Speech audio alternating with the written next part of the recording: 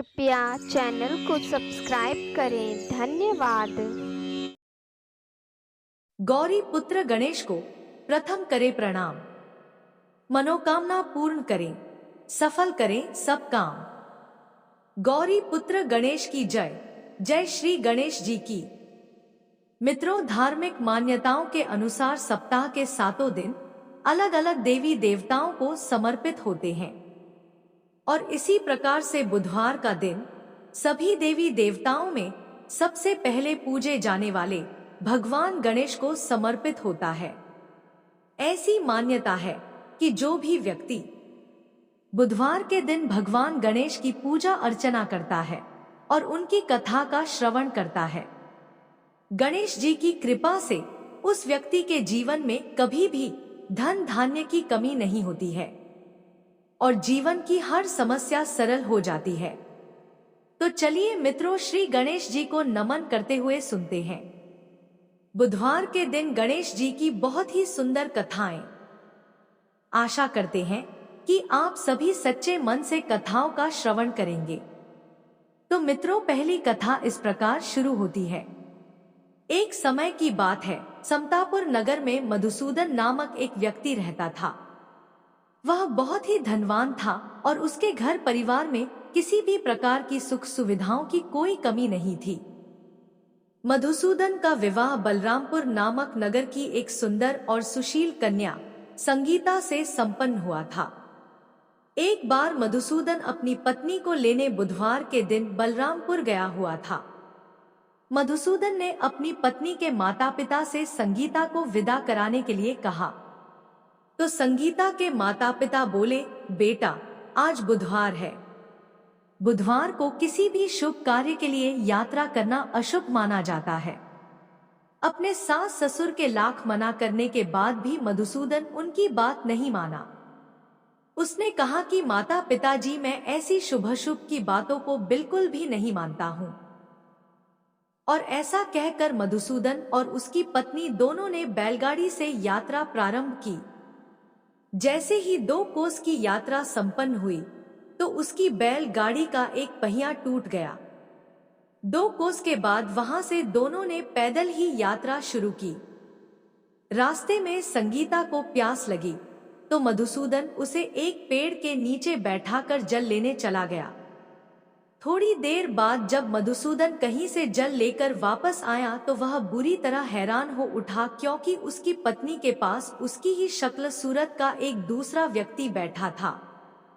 संगीता भी मधुसूदन को देखकर हैरान रह गई। वह दोनों में कोई अंतर नहीं कर पाई। मधुसूदन ने उस व्यक्ति से पूछा, तुम कौन हो और मेरी पत्नी के पास क्यों बैठे हो?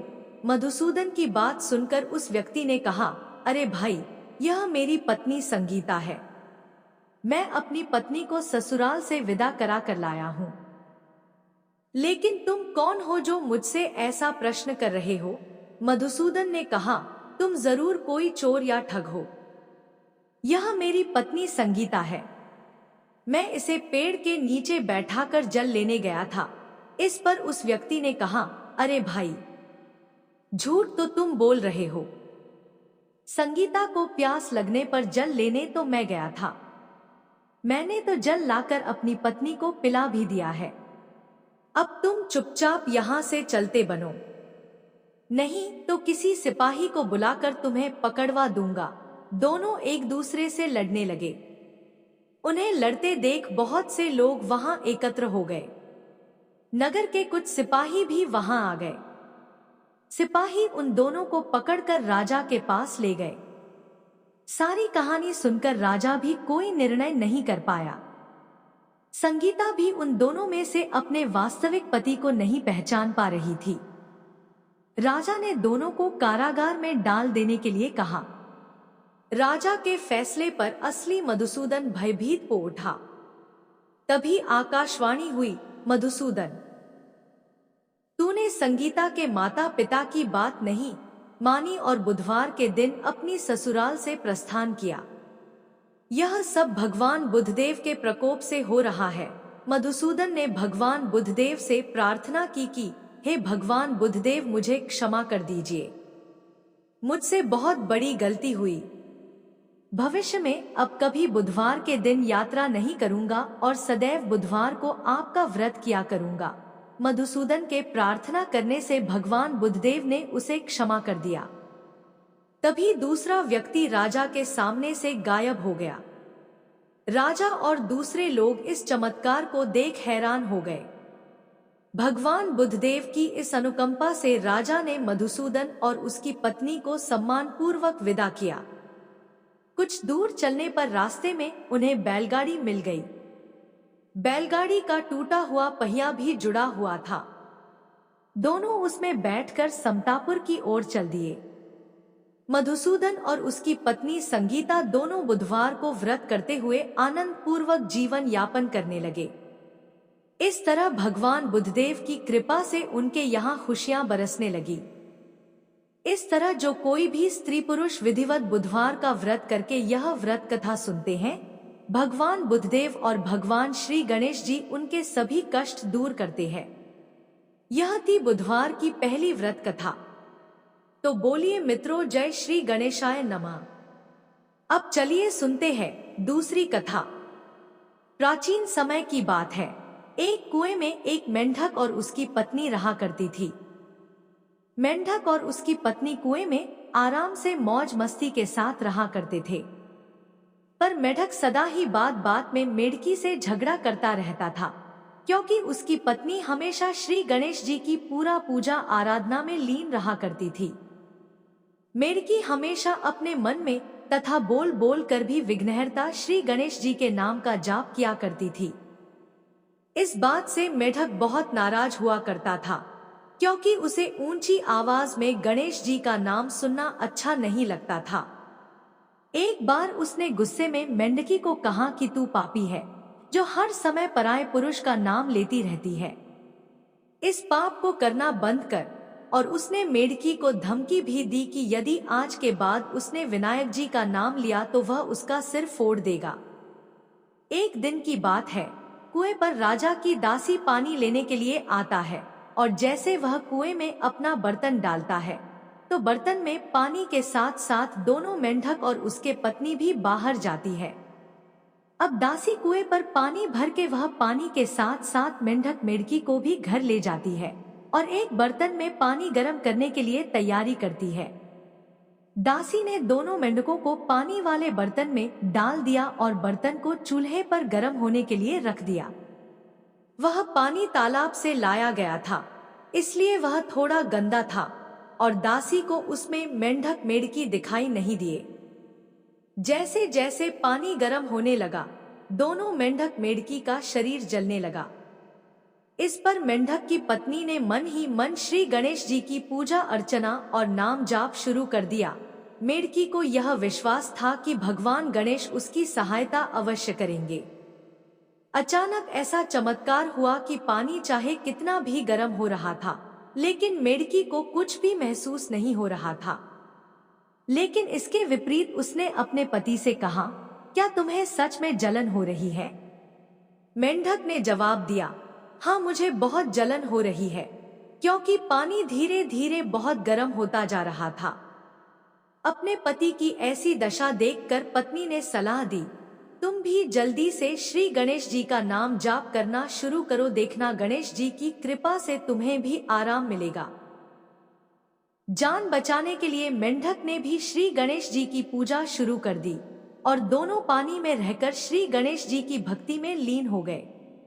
उनकी भक्ति से प्रसन्न होकर श्री गणेश एक बछड़े के रूप में प्रकट हुए और मिट्टी के बर्तन को लात मारकर गिरा दिया, जिससे गर्म पानी बाहर फैल गया और दोनों मेंढक मेढकी की जान बच गई।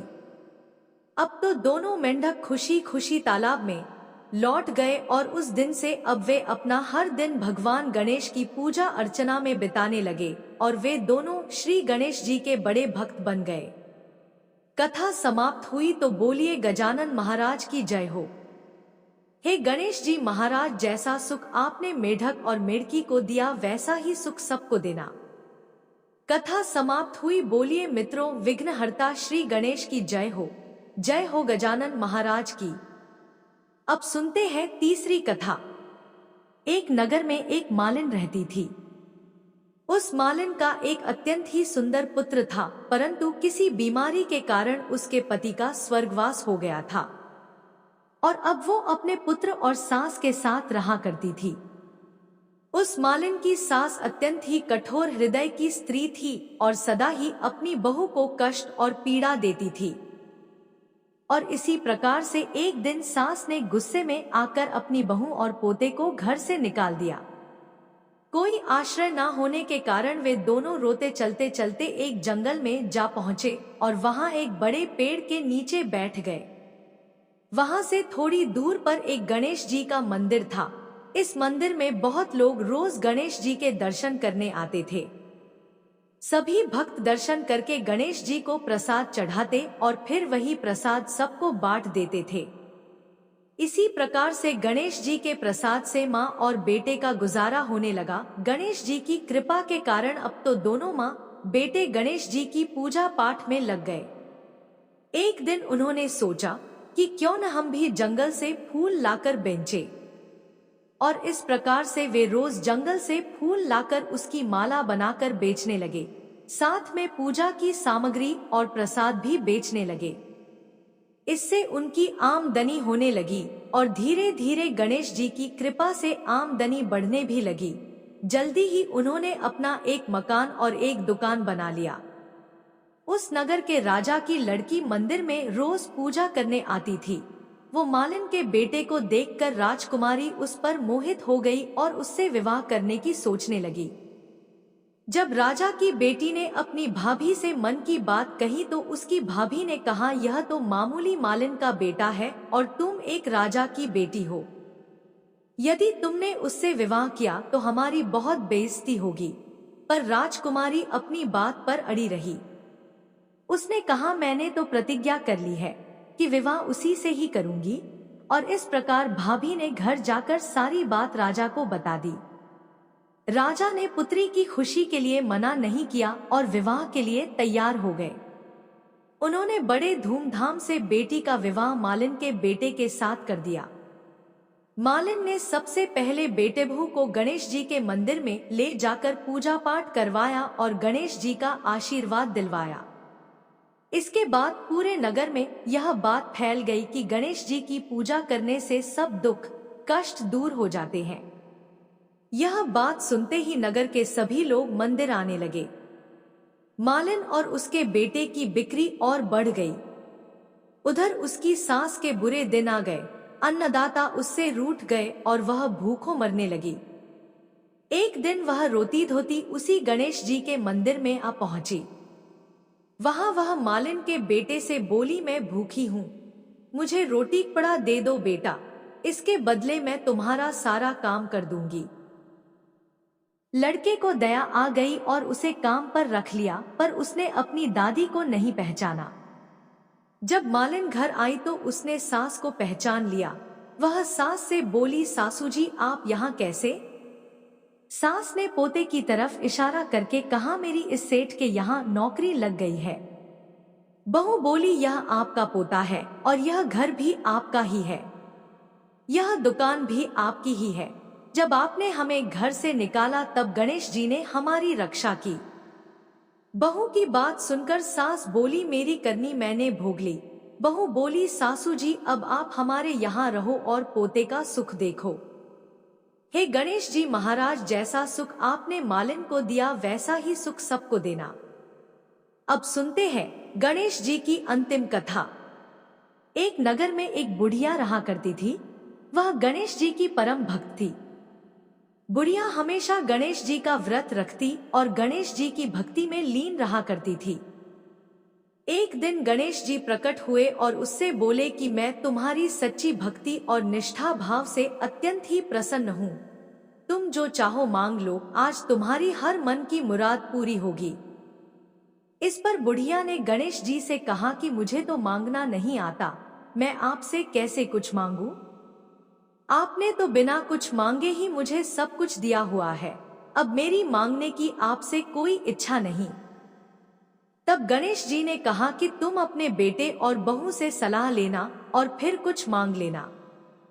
इस पर बुढ़िया ने अपने बेटे से कहा, कि गणेश जी मेरी सच्ची भक्ति से प्रसन्न हुए हैं और उन्होंने मुझे कुछ मांगने को कहा है। मैं गणेश जी से क्या मांगूं?